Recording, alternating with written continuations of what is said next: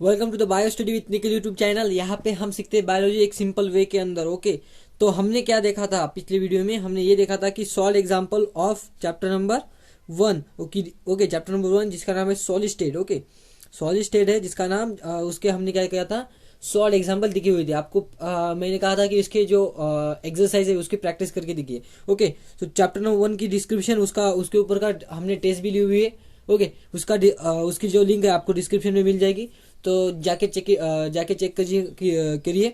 Okay, इस video में हम देखने वाले हैं चैप्टर नंबर 2 के जो जितने भी solve MCQ. Okay, solve example जो है न्यूमेरिकल जो है। ओके, न्यूमेरिकल्स मैंने बताया था न्यूमेरिकल्स इंपॉर्टेंट क्यों है। न्यूमेरिकल्स एटलीस्ट 10 to 20 मार्क्स के लिए आते हैं।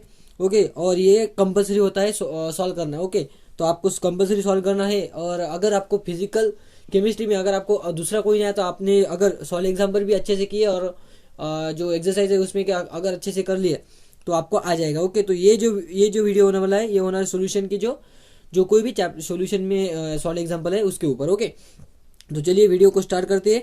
इसमें दिया हुआ है चैप्टर नंबर 1 के जो फर्स्ट जो न्यूमेरिकल है that is about solubility. Okay, problem number 1। Okay, तो मैं यहाँ पे क्या करूंगा, सिर्फ आपको मतलब कैसे स्टेप बाय स्टेप जाना ये बताऊंगा। आप क्या करना, सिर्फ आपकी जो यानी कि जो कैलकुलेशन है वो खुद से करके देखिए। ओके, कैलकुलेशन में अगर करूँगा तो वीडियो लंबा हो जाएगा और आप भी बोर हो जाएंगे, क्योंकि ये सिर्फ मैं करता रहूंगा, सिर्फ आप देखते रहेंगे, है कि नहीं? ऐसा नहीं होना चाहिए। सो यहाँ पे क्या है, problem number 1, solubility of N2 gas in a water is 20 at a 25 degree Celsius and 1 bar pressure. Okay, is 6.85 10 to the power minus 4 मोल पर लीटर। ओके, यानी कि मोलरिटी दी हुई है, यानी कि सोलिबिलिटी दी हुई है। ओके, सोलिबिलिटी दी हुई है। Calculate the Henry constant. Okay, Henry law constant है क्या, के या ऑफ एच। ओके, ये निकालना है हमें। नेक्स्ट निकालनी है मोलैरिटी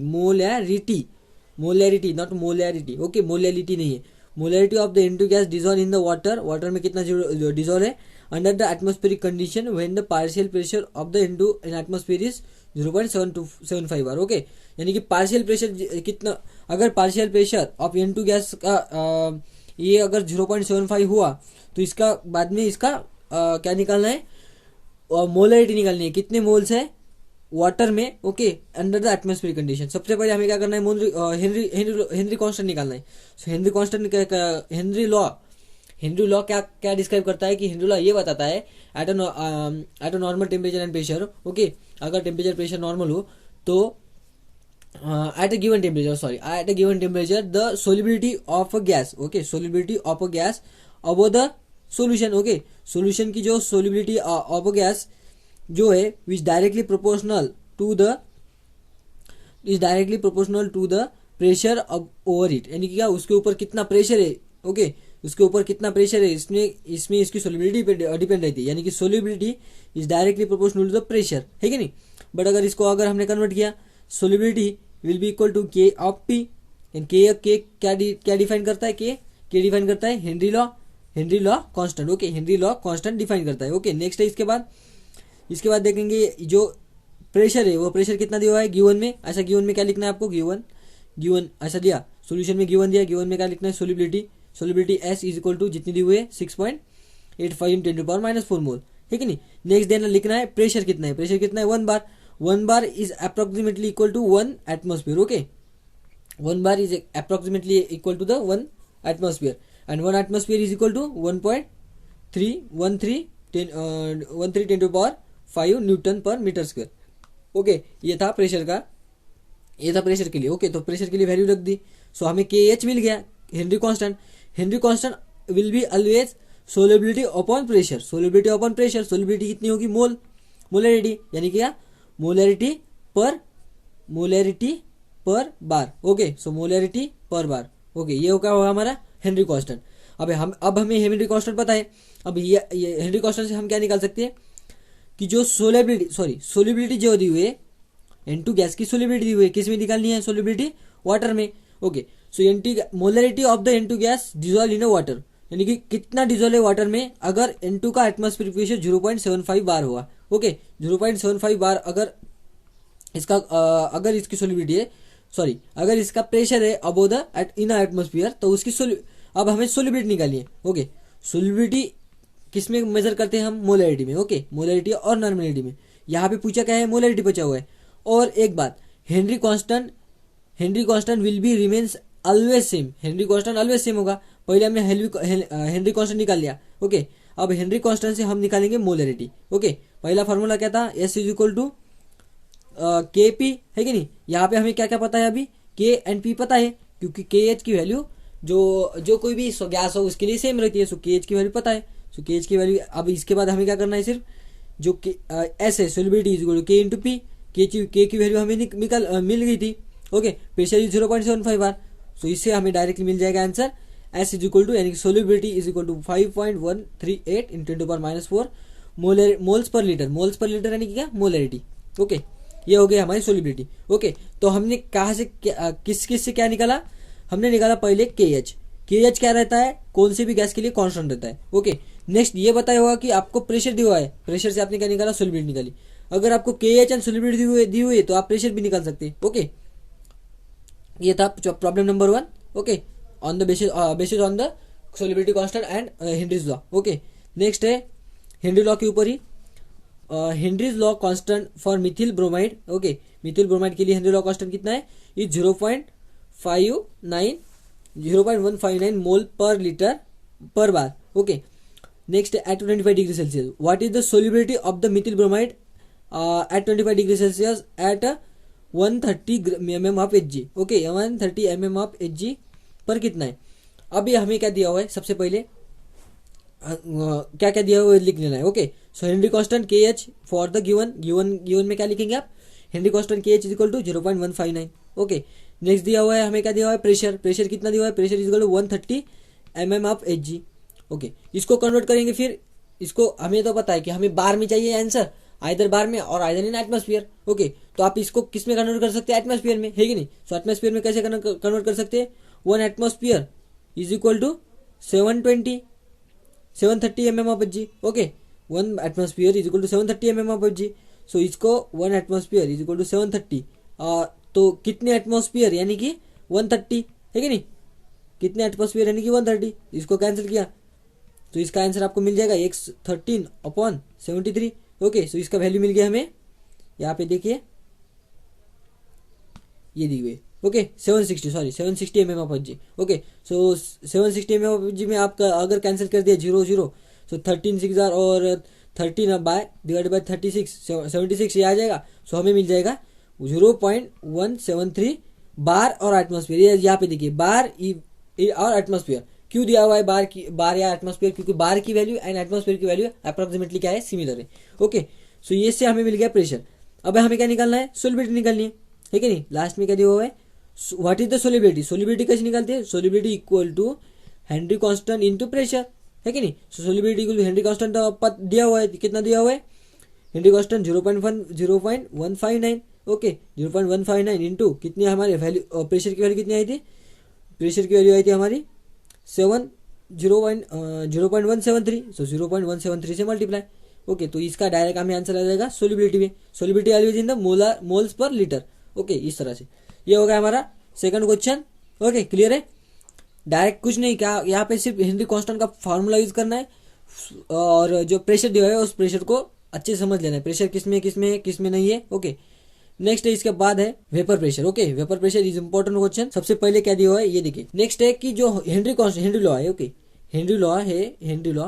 नेक्स्ट है इसमें एक इंपॉर्टेंट चीज है Henry law. Okay, Henry law किसके लिए डिफाइन होता है, हेनरी लॉ ये बताता है कि solubility of a gas. Okay, Henry law क्या डिफाइन करता है, सोलिबिलिटी ऑफ अ गैस अबो, जो कोई भी गैस है अबो द लिक्विड, उसकी सोलिबिलिटी इन द गैस कितनी है, ये कैसे निकालना पड़ता है, उसका प्रेशर कितना है। ओके, उसका प्रेशर कितना है, यानी कि क्या, solubility is directly proportional to the pressure of the gas above it.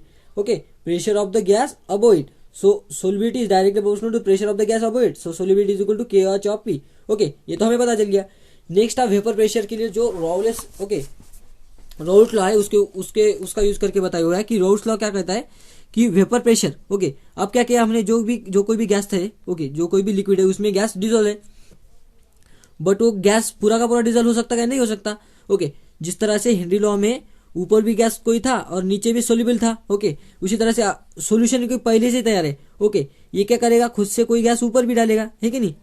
Okay, खुद से कोई गैस ऊपर भी छोड़ सकता है क्योंकि सोल्यूबिलिटी के ऊपर डिपेंड रहता है। ओके, पूरा का पूरा गैस यहाँ पे सोल्यूबल होगा क्या, नहीं होगा, उसमें का कोई पार्ट ही यहाँ पे सोल्यूबल होगा, है कि नहीं। सोल्यूबल यहाँ पे कोई पार्ट होगा, उसका कोई पार्ट ऊपर जाएगा। यानी कि जो अभी अभी अब ये क्या क्या डिफाइन करता है कि अगर वेपर प्रेशर यानी क्या, इसका वेपर्स यहाँ से इसके वेपर्स निकले। ओके, वेपर प्रेशर कंपोजिशन के, इसका एक वेपर प्रेशर होगा, इसका कोई दूसरा कंपोजिशन का ए, यानी कि क्या, अगर ए एंड बी अलग अलग गैस है लिक्विड में, किसी लिक्विड में डिजॉल्व। ओके, अलग अलग गैस है किसी लिक्विड में डिजॉल्व, और कोई भी लिक्विड है जिसका डायरेक्ट वेपर्स तैयार करता है। ओके, कोई भी लिक्विड है वो उसके डायरेक्ट वेपर्स तैयार करता है, यानी कि क्या, वो वोलेटाइल है। ओके, जब तक वो वोलेटाइल है तब तक ये जो आप एग्जांपल दिख रहे हैं ना, ये नहीं लगा सकते। ओके, सो वोलेटाइल लिक्विड है, वोलेटाइल लिक्विड यानी कि क्या, उसके गैस निकल जाएगी, तो पूरा का पूरा लिक्विड गैस में कन्वर्ट होगा, नहीं होगा, उसमें का कोई पार्ट गैस में कन्वर्ट होगा। सो कितना पार्ट गैस में कन्वर्ट होगा या फिर वो कितना प्रेशर तैयार करेगा, वो किसके ऊपर डिपेंड है। Pressure is directly proportional to the उसका actual pressure into X. Okay, so X क्या डिफाइन करता है, मोलैलिटी, यानी कि क्या, टोटल मोल्स, उसके टोटल मोल्स कितने हैं।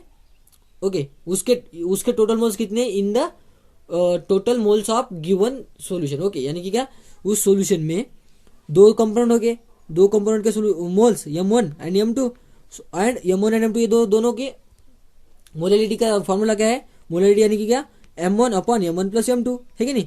यानी कि क्या, moles of one upon moles of total, यानी कि टोटल गैस में कितने मोल है यानी खुद के मोल। ओके, सो ये प्रेशर किसके ऊपर डिपेंड रहता है, जो ऊपर इसके वोलेटाइल लिक्विड के ऊपर का pressure will be equal to P1 naught into x1, whereas P1 naught क्या डिफाइन करता है, वो डिफाइन करता है प्योर अगर लिक्विड हुआ। ओके, प्योर अगर वो प्योर फॉर्म में हुआ तो वो कितना रिलीज करता है। ओके, यानी कि कितने प्रेशर वो अपना प्योर कंडीशन में होता है, उसका प्रेशर कितना होता है। ओके, सो यहाँ पे क्या दिया हुआ है कि vapour pressure of the liquid A and B. Okay, liquid A and B का वेपर प्रेशर कितने हैं, 460 mmHg and 450 mmHg and 700 mmHg। Okay, respectively at 35 degree Celsius, sorry 350 kelvin. So 350 kelvin पर इसका ये जो वैल्यू दी हुई है, यानी कि ए की वैल्यू कितनी दी हुई है, ये के लिए P1 नॉट लिखेंगे, इसकी वैल्यू कितनी है 540। ओके, 540 नहीं, सॉरी 450, एंड बी के लिए कितना है P1 नॉट, वो कितना है 700 mmHg। ओके, इससे क्या निकालना बाद में, find the composition of the liquid. Okay, liquid का कंपोजिशन कितना ये निकालिए, and vapour if the total vapour pressure is 60 mmHg। Okay, यहाँ पे हमें दिया हुआ है कि find the composition of liquid में इसका कंपोजिशन कितना है। कंपोजिशन यानी कि क्या, x1 एंड x2, कंपोजिशन यानी कि क्या, उसका मोलैलिटी कितनी, उसके कितने मोल है। ओके, सो हमें तो सबसे पहले पता है कि टोटल प्रेशर, पार्शियल प्रेशर का लॉ कैसा है कि total pressure over the liquid is equal to the sum of the all of the pressure vapour pressure of the liquid, यानी कि हर कोई जो प्रेशर है उसका, सॉरी हर कोई जो कोई भी होगा उसका पार्शियल प्रेशर की एडिशन कर देना। ओके, सो यहाँ पे टोटल प्रेशर दिया हुआ है 60 mmHg। Okay, will be equal to P1 naught into x1। Okay, P1 naught is into x1 plus P2 naught is into x1 x2। Okay, ये हमें पता चलेगा। अभी यहाँ पे दोनों क्वांटिटी क्या है, अननोन है। अब ये इसको इसके फॉर्म में लिख सकते या फिर इसको इसके फॉर्म में लिख सकते। क्यों, कैसे लिख सकते हैं, क्योंकि x1 plus x2 will be equal to 1, ये तो हमें पता है। अगर x1 and x2 equal to 1 है, ये कैसा दिया है, ये स्टैंडर्ड है। ओके, जो कोई भी मोलैलिटी होती है ना, मोलैलिटी वो कितनी रहती है, हमेशा 1 रहती है। ओके, मोलैलिटी कितनी रहती है, दोनों की मोलैलिटी वो कितनी रहती है, 1 रहती है। और ये जो कोई भी वैल्यूज आएगी वो क्या किस में आएगी, 0 पॉइंट में आएगी। x2 को x1 के फॉर्म में लिख सकते हैं। So x2 is equal to 1 minus x1। Okay, so ये मिल गया हमें। अब यहाँ पे रख देंगे। ओके, अगर यहाँ पे रख दिया हमने, ओके अगर यहाँ पे रख दिया, सो ये पेज दिक्कत। ओके, सो हमने यहाँ पर रख दिया। अब क्या करेंगे बाद में, रखने के बाद फिर हमें क्या मिल गया, फिर 600 mmHg is equal to 450 into x1। Okay, and plus 700 into 1 minus x1, है कि नहीं। सो इससे x1 निकल जाएगा, x1 यानी कि क्या, कंपोजिशन। ओके, सो हमें कंपोजिशन मिल गया। ये क्या किसका कंपोजिशन था, composition in the liquid, composition in the liquid मिल गया। ओके, कंपोजिशन इन लिक्विड मिल गया हमें, ये कौन मिल गया, x1 मिल गया। इसी तरह से x2 मिल जाएगा। Okay, so x1 and x2 मिल गए। ओके, नेक्स्ट है हमें किस में कंपोजिशन निकालने को बोला बाद में, ये यहाँ पे देखिए, यहाँ पे आंसर दिया हुआ है। x1 की वैल्यू कितनी आई थी, x1 की वैल्यू 0.4 एंड x2 की वैल्यू आ गई 0.6। Okay, so 0.4 and 0.6 will be equal to 1। मैंने पहले ही बताया दोनों की एडिशन कितनी रहती, 1 रहती। ये किस में हो गया, लिक्विड में हो गया। अब क्या हुआ, अब लिक्विड में तो इतना हमें पता चल गया कि लिक्विड में इतना इतना क्या है, इसका कंपोजिशन है। बट इसके वेपर्स निकलते हैं। ओके, अब वेपर्स तो वेपर्स लॉ के ऊपर ही निकलते हैं ना, सॉरी राउट लॉस के ऊपर ही निकलते। सो अब देखेंगे ये जो वेपर्स निकले इसमें इसका कंपोजिशन कितना है। ओके, सो अभी हमें पता चल गया कि हेनरी लॉ क्या कहता है। हेनरी लॉ क्या कहता है कि vapour solubility inside heat is directly proportional to the KH of into total pressure. Okay, so अभी हमें क्या करना है, अभी हमें क्या करना है कि उसका पार्शियल प्रेशर निकालना है इनसाइड अब एयर। ओके, जो कोई भी एयर है इसमें इसका पार्शियल प्रेशर निकालना है। ओके, सो पार्शियल प्रेशर कैसे निकलते हैं, सर टोटल प्रेशर दिया हुआ है हमें, नेक्स्ट बताया हुआ है यहाँ पे देखिए, the composition of A and B in the vapours are Y1 and Y2। Okay, Y1 and Y2 दिए हुए। अब क्या निकालना है कि P1 यानी कि क्या, अभी बताता हूँ मैं P1 यानी कि क्या। सो ये P क्या बताता है, P इज द P जो P दिख रहा है आपको, P only. Okay, this P is nothing but the P1 plus P2। Okay, जो कि x1 plus x2 P1 x1 not and x4 इससे मिलते। ओके, सो ये जो प्रेशर निकल रहा है आपको P दिख रहा है, ये nothing but total pressure of the vapour, यानी कि जो लिक्विड के ऊपर जो कोई भी प्रेशर है ये डिफाइन कर रहा है। ओके, सो हमें मिल गया प्रेशर अबव द एयर, ये इसकी वैल्यू पता चल गई। अब P1 क्या होता है, this P1 is nothing but P1 naught into x1। Okay, P1 naught into x1, so P1 naught into x1 ये क्या हुआ, आप उसका प्रेशर। ओके, ये कैसे निकाला, टोटल प्रेशर का। ओके, टोटल प्रेशर का जो हमें बताते हैं, जो हम कहते हैं कि total pressure above the partial pressure directly proportional to molarity in the liquid. Okay, so total pressure जो होगा, ओके, उसका पार्शियल प्रेशर इनटू उसका कंपोजिशन। ये अभी हमें x1 मालूम है। ओके, x1 एंड x2 मालूम है, तो इससे हम P1 एंड P2 निकाल सकते हैं। यस, निकाल दिया P1 एंड P2। सो हमें पता चल गया P1 and P2। So P1 and P1 is equal to Y1 into total pressure, है कि नहीं, यानी कि अब P1 is equal to Y1 into total pressure, ये मिल गया हमें। बाद में इसकी वैल्यू पुट कर देने की और हमें मिल जाएगा प्रेशर इन द। ओके, इससे हमें मिल जाएगा Y की वैल्यू एंड Y1 की वैल्यू एंड Y2 की value. So Y1 and Y2 describe the vapour pressure in the liquid. Okay, vapour pressure sorry composition of the vapours, composition of the component in the vapours. Okay, composition of the component in the vapours, ये मिल गया। सो इस तरह से ये हमारा question clear हो गया। नेक्स्ट है इसके बाद problem number 2.5, vapour pressure of the pure benzene. Pure benzene का वेपर प्रेशर दिया हुआ है, यानी कि P1 नॉट दिया हुआ है। At a certain temperature is 604 mmHg। Okay, और non volatile solute of a mass, non volatile solute दिया हुआ है, उसका मास दिया हुआ है कोई तो। Okay, is added to the 49 gram of benzene, 49 gram of benzene में डाला हुआ है। Okay, the vapour pressure of the solution is, vapour pressure यानी कि सोल्यूशन का मिल गया हमें vapour pressure. What is the molar mass of solute. Okay, so molar mass of solute हमें पता हुआ है। यहाँ पे क्या बताया हुआ है कि unknown mass of unknown substance है, उसका मोलर मास हमें पता नहीं है। ओके, ये अननोन मास है, उसका मोलर मास हमें पता नहीं हुई। ये क्या किया बाद में हमने, क्या किया, इसको किस में डाला, बेंजीन के सोल्यूशन में डाला। सो बेंजीन के सोल्यूशन में बेंजीन के सोल्यूशन में डाला। सो बेंजीन का मॉलिक्यूलर मास पता है, उसका 49 ग्राम दी हुई है, उसमें डाला। ओके, 49 ग्राम में क्या डाला हमने, 2.315 ग्राम ऑफ अननोन। ओके, सो इससे क्या हुआ कि ये हो गया सोल्यूशन। अब सोल्यूशन जब कभी भी तैयार होता तो एक्चुअल प्रेशर से उसका प्रेशर क्या हो जाता, कम हो जाता। सो एक्चुअल प्रेशर से उसका प्रेशर क्या हो गया, 640 से 600 हो गया। सो 640 से 600 इसका क्या हो गया, वेपर प्रेशर। ओके, कम हो गया। सो ये क्या है, इसकी प्रॉपर्टी है, सॉल्यूशन की property, that is called as decrease in the vapour pressure. Okay, so decrease in the vapour pressure ये हमें मिल गया। सो ये इसमें कितना डिक्रीज हुआ ये निकाल सकते, और या फिर हम डायरेक्टली निकाल सकते। ओके, सो पहले हमें क्या पता है, दिया हुआ है कि फॉर्मूला क्या है इसका। ओके, फार्मूला लिख सकते हैं, बट हमें ये पता है कि फॉर्मूला से पहले हमें क्या लिखना है। ओके, सबसे पहले दिया हुआ है कि वेपर प्रेशर। ओके, सो सबसे पहले हमें पता है कि P1 नॉट, यानी कि प्योर जो प्रेशर है P1 नॉट, सॉरी जो नेक्स्ट वाला प्रेशर है P will be equal to P1 naught, okay, into x1। Okay, ये हमें पता चल गया। सो ये क्या है, उसका P1 नॉट इंटू एक्स ये क्या इसका एक्चुअल प्रेशर। ओके, ये तो हमें पता चल गया। बाद में हम क्या निकालेंगे, यहाँ पे वोलाटाइल कौन है, वोलाटाइल कौन है जिस जो डाला हुआ है ऊपर वाला ये। ओके, सो राउल्ट लॉ में कौन आएगा, सिर्फ जो ऊपर से डाला हुआ है वही आएगा। ओके, सो हमें ये पता चल गया कि अभी एक्स की वैल्यू निकालनी है हमें, एक्स की वैल्यू। ओके, सो हमें क्या पता है अभी सबसे पहले पी इज इक्वल टू पता है, यानी कि प्रेशर कितना चेंज हुआ। ओके, ये पता चल गया हमें। Okay, will B P1 naught into x one, ये पता चल गया हमें।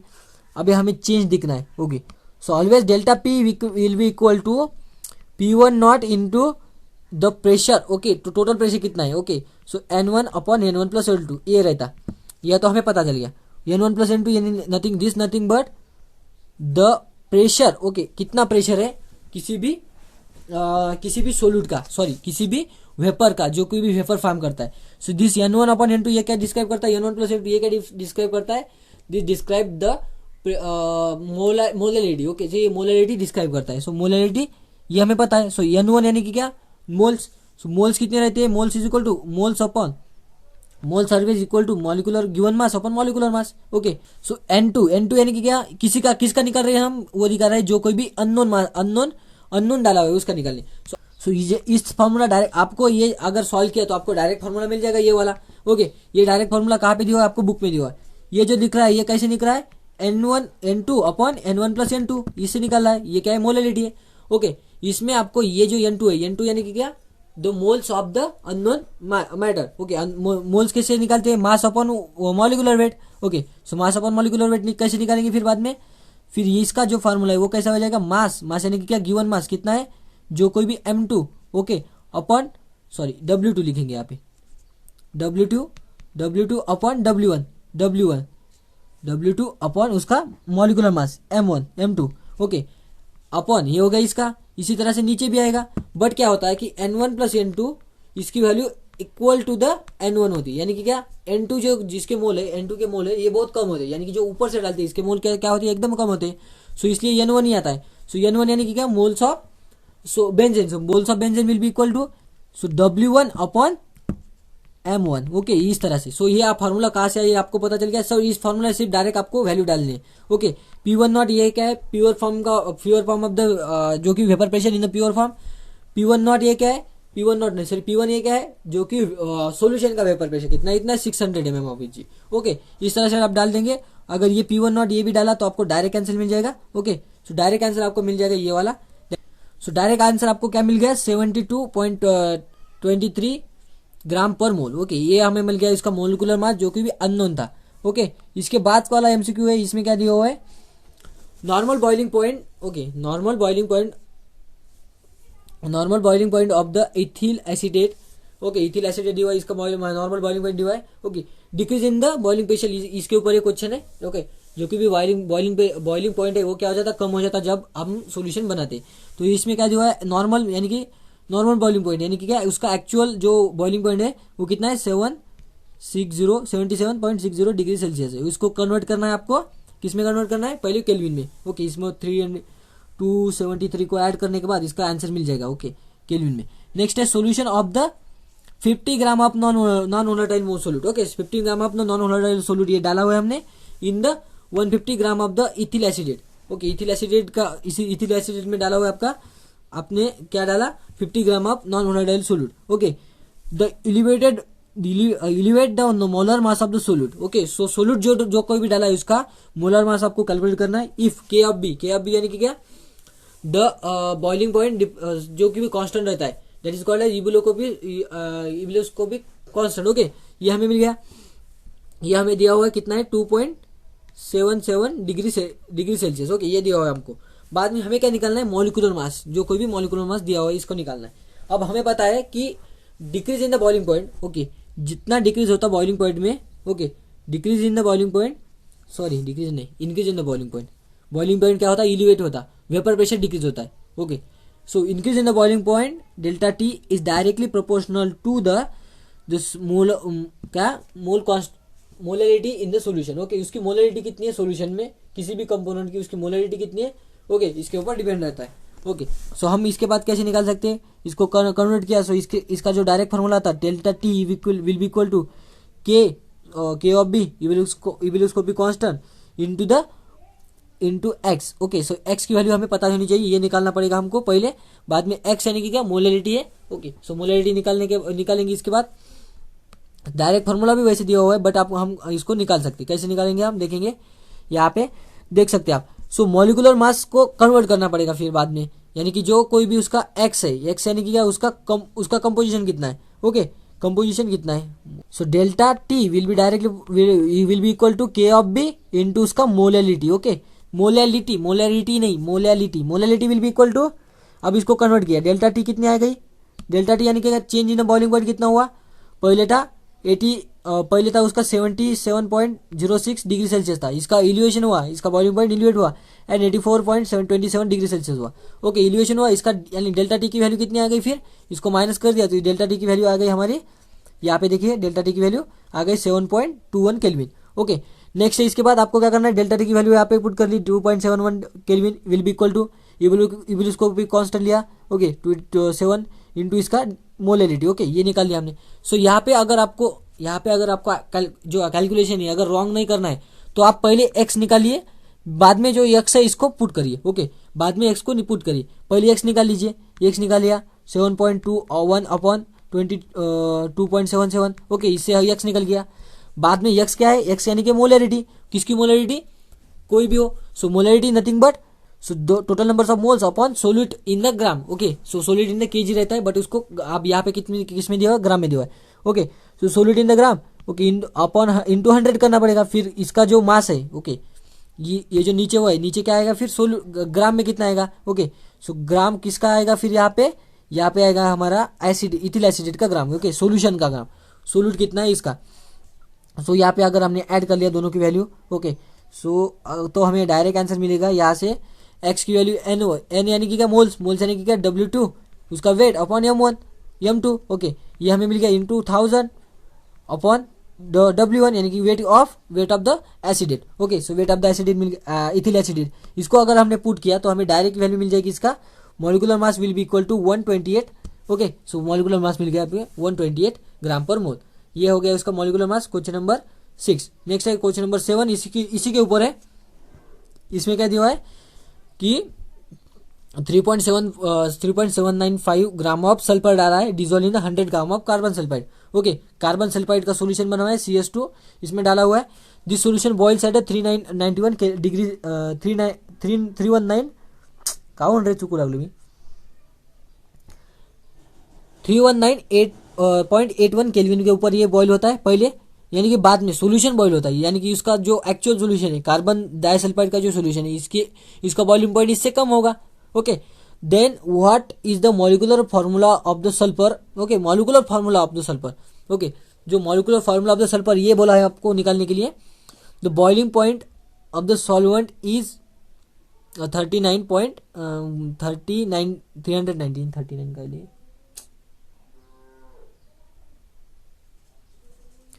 319.45 केल्विन ये दिया हुआ है हमको, यानी कि सॉल्वेंट का बॉइलिंग पॉइंट दिया हुआ है, इसके बाद इसका सॉल्यूशन का बॉइलिंग पॉइंट दिया हुआ है। सो हमें डेल्टा टी निकाल सकते हैं। सो डेल्टा टी निकाल लिया हमने 319.45। ओके, और ये माइनस किया किससे 319.81, इससे माइनस किया तो हमें मिल जाएगा। सो 4 यानी कि 6 और यहाँ पे आ गया 36। ओके, सो 0.36 ये क्या गया इसका boiling point elevation. Okay, elevation हुआ इतना। अब हमें क्या निकालना है, molecular formula. Okay, molecular formula निकालना है of the sulphur. Okay, sulphur का मॉलिकुलर फार्मूला निकालना है। सबसे पहले क्या निकालना है हमें, अब हमें कैसे निकाल सकते हैं मॉलिकुलर फार्मूला निकालेंगे बाद में। सबसे पहले ये यानी कि क्या, सॉल्वेंट जो सल्फर है, सल्फर S2 के फॉर्म में है या फिर S3 के फॉर्म में है और S8 के फॉर्म में है और S8 के फॉर्म में और S6 के फॉर्म में। सो सबसे पहले हमें क्या करना पड़ेगा, फिर मॉलिकुलर वेट निकालना पड़ेगा। ओके, यानी कि मॉलिकुलर वेट कितना है इसका, मॉलिकुलर वेट अगर निकाल लिया तो हमें आंसर आ जाएगा। सो इससे पहले वाला जो हमें किया था, इससे पहले जो प्रॉब्लम किया था उसी तरीके से हमें क्या निकालना है, पहले molecular mass. Okay, so molecular मास के लिए आपको क्या करना पड़ेगा, फिर फॉर्मूला डेल्टा टी यानी कि change in temperature. Okay, change in boiling point will be equal to इसका मोलैलिटी। ओके, मोलैलिटी इंपॉर्टेंट है and K of B. Okay, उसको भी कॉन्स्टेंट दिया हुआ है के ऑफ बी, ये देखिए यहाँ पे के ऑफ बी गिवन दिया हुआ है एंड एटॉमिक मास भी दिया हुआ है। सो इससे हमें एक्स मिल गया, X will be equal to weight of the given mass, यानी कि जो हमारा सल्फर है उसका मास कितना है। सो यानी कि क्या, weight of the given mass so weight of the given mass m2 upon इसका molecular weight that is m2 into 1000 upon जो कोई भी weight of solution 100। Okay, so 100। So इससे अगर मिल गया तो आपको आंसर मिल जाएगा m2। अगर m2 की वैल्यू मिल गई, ओके, m2 का अगर वैल्यू 64 आ गई, सपोज 64 आ गई m2 की वैल्यू, तो मॉलिकुलर मास कैसा होगा, ओके, यानी कि अगर S2 हो या फिर S4 है, S6 है, S8 है, इस तरह से यहाँ पे 64 अगर मॉलिकुलर मास आया, 64 अगर आया तो इसमें कितने एटम ऑफ सल्फर हो गए फिर, ओके, इसमें कितने एटम ऑफ सल्फर हो गए, इसके लिए हमें डिवाइड करना पड़ेगा मॉलिकुलर मास को 32 से, ओके, यानी कि उसका एटॉमिक मास से, ओके। सो यानी कि यहाँ पे आया m2, यानी कि यहाँ पे सल्फर के 2 एटम्स है in molecule, so molecular formula will be equal to S2, okay. अगर ये 64 आया तो ऐसा बोला मैंने, अगर इसका वैल्यू अगर कोई अलग आई, ओके, अगर इसकी वैल्यू अगर अलग आई, कितनी आ गई यहाँ पे 255.10 ग्राम, ओके, ये आ गई इसकी वैल्यू। तो हमें क्या करना पड़ेगा, इसमें कितने आइटम से ये निकालना पड़ेगा। सो इसमें कितने आइटम है, कैसे निकालेंगे हम, इसको डिवाइड किया 32 से, इसकी वैल्यू आ जाएगी आपको 8 आ गई इसकी वैल्यू, सो 8 आ गई। सो यहाँ पे वैल्यू अगर हमारी 8 आई तो यहाँ पे एसिड, सो यहाँ पे कितने यानी कि इसका मॉलिकुलर फार्मूला क्या होगा फिर एसिड, क्योंकि इसमें कितने आइटम है, 8 आइटम है। सो मॉलिकुलर फार्मूला पहले हमने क्या निकाला इसमें क्वेश्चन में, पहले हमने निकाला molecular mass of the given compound. अभी हमें अननोन है इसमें, तो इसमें से हमें क्या दिया हुआ है कि सिर्फ सल्फर है, सिर्फ क्या है, सल्फर है, सल्फर के आइटम निकाले फिर बाद में। सो अभी हमें क्या मिला, सल्फर के आइटम मिले एंड मॉलिकुलर सल्फर के आइटम मिले, तो हम डायरेक्टली इससे क्या निकाल देंगे, मॉलिकुलर फार्मूला डायरेक्टली एसिड, इस तरह से। ये हो गया हमारा प्रॉब्लम। नेक्स्ट है इसके बाद का प्रॉब्लम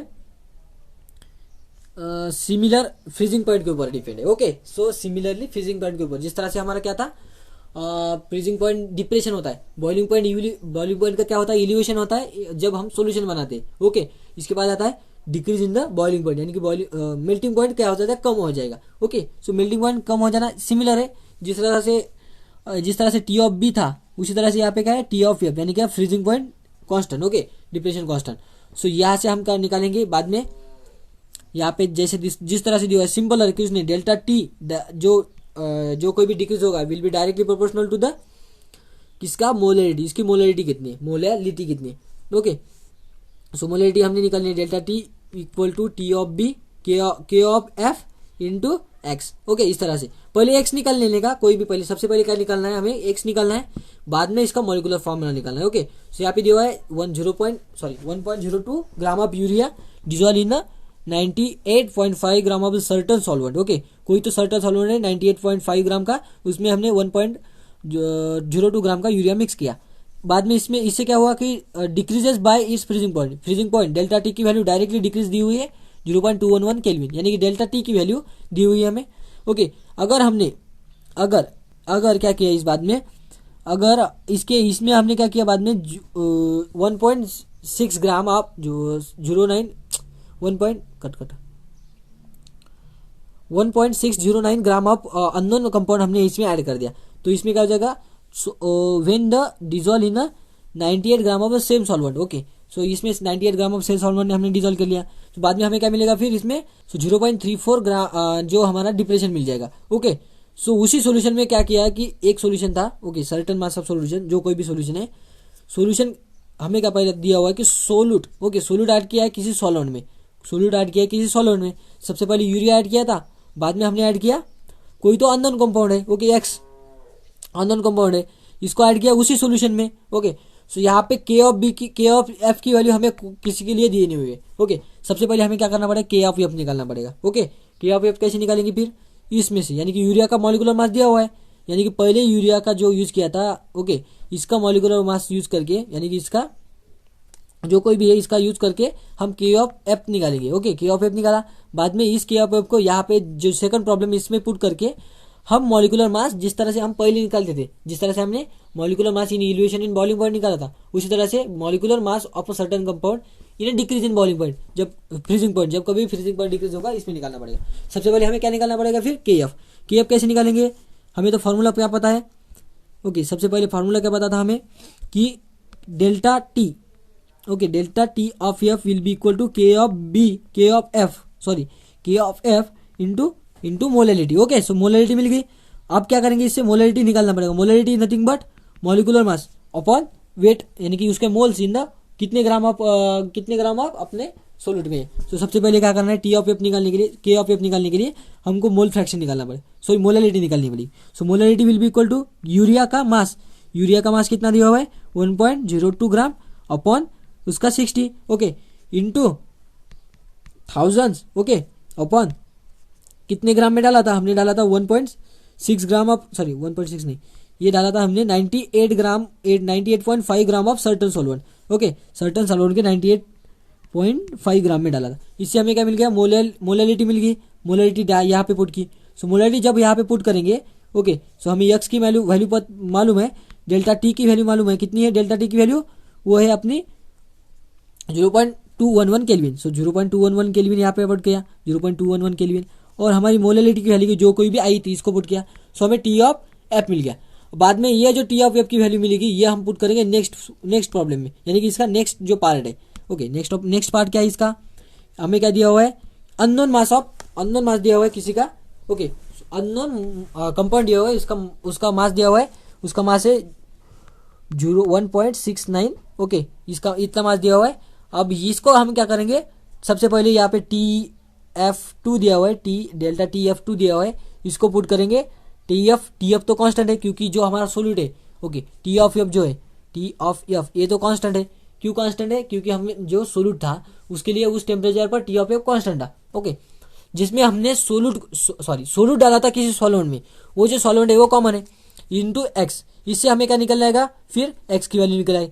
सो एक्स की वैल्यू निकल आई, यानी कि मोलैलिटी की वैल्यू निकल आई। मोलैलिटी यानी क्या, moles, that is nothing but W2 upon W1, sorry M2, W2 upon M2 into कितने मास में डाला था, ये था हमारे पास। सो कितने मास में डाला था हमने, 86 ग्राम ऑफ गिवन सॉल्वेंट है। Okay, 86 gram of given solvent डाला था। अब यहाँ पे एक्स की वैल्यू तो हमें पता है, सो एक्स की वैल्यू पुट करने के बाद यहाँ पे हमें M2 मिल जाएगा। Okay, so this was similar as increase in the boiling point. Okay, increase in the boiling point जिस तरह से हुआ था उसी तरह से ये। ओके, सो पहले हमने क्या किया इस प्रॉब्लम में, हमने टी ऑफ एफ निकाला, सॉरी टी ऑफ एफ जो है ये निकाला पहले। सो टी ऑफ एफ कहाँ से निकाला, कोई तो इससे पहले इस तरह से किसी अदर यानी कि यूरिया के ऊपर, जैसे कि यूरिया था, ये जो डाला था उस सॉल्वेंट में, इससे हमने टी ऑफ एफ निकाल लिया। ओके, यूरिया का मॉलिक्यूलर फॉर्मूला हमें मालूम था। ओके, यूरिया का मॉलिक्यूलर मास जो हमें दिया हुआ था, इससे हमने टी ऑफ एफ निकाला। बाद में इस टी ऑफ एफ को हमें यूज किया next section of this part. Okay, next section of this question. Okay, उसमें जिसमें कि हमने मॉलिक्यूलर मास निकाला है। ओके, इस तरह से ये प्रॉब्लम था, होप सो आपको समझ में आया होगा। नेक्स्ट इसके बाद है what is the molecular mass of the solute. Okay, what is the molecular mass of the solute when the solution is prepared by dissolving 0.822 gram of heat, यानी कि कोई तो मॉलिक्यूलर मास सोल्यूट है, उसका molecular mass हमें निकालना है, जिसका ग्राम हमने डाले थे 0.822 ग्राम डाले थे, किसमें, इन इट। सो इसका मॉलिक्यूलर अगर उसका वाटर में डाले थे 13 md3, यानी कि उसके जो ग्राम है ml है 300 ml ऑफ वाटर में डाले थे। Okay, 0.822 gram of given compound. Okay, इसका मॉलिक्यूलर मास निकालना है। सो इसका जो ऑस्मोटिक प्रेशर होगा वो कितना होगा, 149 mm ऑफ Hg होगा। Okay, so mm of Hg था इसका प्रेशर। सो हमें पता है कि कोई भी हो, जो कोई भी ऑस्मोटिक प्रेशर है phi is equal to CRT। C यानी कि क्या, उसका कितना कॉन्सेंट्रेशन है। This concentration will be in the form of molality कोई भी हो, मोलैलिटी हो सकता है, मोलैलिटी हो सकता है, कोई किसी भी फॉर्म हो सकता है। सो सी इंपॉर्टेंट है। ओके, इससे हमें क्या मिल गया, फिर पाई यानी कि प्रेशर अपॉन वॉल्यूम। ओके, इस तरह से वॉल्यूम नहीं आएगा यहाँ पे, सॉरी वॉल्यूम नहीं आएगा। सो जो पार्शियल प्रेशर है ये कितना होगा, C into R into D. Okay, C into R into D, ये आ गया। ये तो हमें पूरा का पूरा फॉर्मूला पता था, बट अभी यहाँ पे C की वैल्यू क्या है। ओके, सबसे पहले C की वैल्यू निकालनी, कैसे निकाली, 149 ये पता था हमें, C इंटू आर की वैल्यू कितनी रही थी, आर की वैल्यू 8.34। ओके, इस तरह से थी। नेक्स्ट था, इसको हमने क्या किया बाद में, ओके, बाद में हमने क्या किया, इसको टी यानी कि क्या 298 से मल्टीप्लाई कर दिया। इससे हमें क्या मिल गया, C मिल गया सबसे पहले। C यानी कि कॉन्सेंट्रेशन किसमें कैलकुलेट दिया हमें आएगा, फिर मोलैलिटी आएगा। मोलैलिटी यानी कि क्या, मोल्स अपॉन इन कितने ग्राम में, ओके मोल्स अपन कितने वाट कितने लीटर ऑफ वाटर में। सो यहाँ पे डीएम क्यूब दिया है, डीएम क्यूब यानी nothing but cm cube, okay dm cube will be equal to cm cube. Okay इससे हमें क्या मिल जाएगा डायरेक्टली 300 से मल्टीप्लाई कर दिया, 300 यहाँ पे लिख दिया, तो हमें डायरेक्टली कॉन्सेंट्रेशन से एन की वैल्यू मिल जाएगी। ओके सो एन की वैल्यू मिल गई। ओके यहाँ पे देख सकते हैं आप, देखिए 0.300 ml दी हुई। ओके यहाँ पे कुछ तो गलत है, कुछ तो गलत है, ये देखिए 300 md क्यूब दिया हुआ है। ओके डीएम क्यूब दिया हुआ है, यहाँ पे देखिए यहाँ पे क्या लिया, यहाँ पे लिया उन्होंने 300 ml, तो वो जो एक्चुअल दिया हुआ है 300 ml। ओके 300 ml को पहले क्या करना, 100 यानी कि 300 1 ml 1000 ml यानी कि क्या 1 लीटर, 1000 ml यानी कि क्या 1 litre. Okay so 1000 ml is equal to 1 litre. So 300 ml यानी कि कितने लीटर, 300 ml यानी कि क्या 0.3 लीटर है कि नहीं। सो 0.3 लीटर से डिवाइड कर दिया। Okay so C is equal to moles of the given compound into 1000 upon 300। इससे हमें आ जाएगा इसका आंसर। ओके इससे हमें आ जाएगा C की वैल्यू तो हमें पहले से मिल गई थी। So C into 0.3 will be equal to moles. Okay so moles कितने होते हैं, moles is equal to given mass. Okay given mass okay upon molecular mass. So हमें मोल्स दिए हुए थे, मोल्स को इधर रख किया, मॉलिक्यूलर मास को इधर लिया, वेट दिया हुआ था हमें कितना दिया था 0.822 ये दिया हुआ था अपन जो एन की वैल्यू निकाली थी। सो एन की वैल्यू यहाँ पे डाल दी, सो हमें डायरेक्टली मॉलिक्यूलर मास मिल जाएगा। ओके इस तरह से ये क्वेश्चन था, क्लियर है। नेक्स्ट है 10 नंबर का क्वेश्चन, 2.10 नंबर का क्वेश्चन। ओके इस तरह से आपको सिमिलर क्वेश्चन आपको एक्सरसाइज में दिखाई पड़ेगा, तो आप वो भी ट्राई करके दिखे। जो कोई भी वैल्यू दी हुई है उसको डायरेक्टली पुट करके, बस कुछ नहीं डायरेक्टली पुट करना है वैल्यू को। नेक्स्ट है 0.2 ग्राम मोलार